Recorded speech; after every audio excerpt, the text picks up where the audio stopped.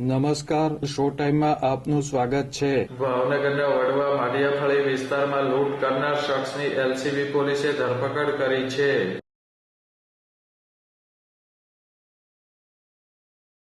ભાવનગરના વડવા માળિયાફળી વિસ્તારમાં મચ્છીનું વેચાણ કરતી મહિલાને છરી બતાવી ધમકી આપી કાનની બુટ્ટી અને સોનાના કાપની લૂંટ કરી મહિલાને ઈજા પહોંચાડી હતી।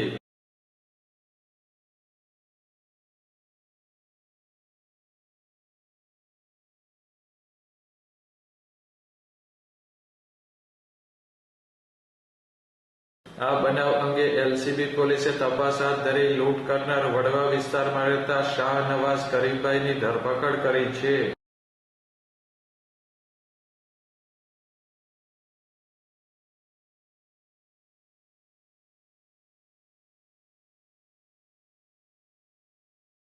નીલમબાગ પોલીસે આરોપીનો કબજો મેળવી આગળની કાર્યવાહી હાથ ધરી છે।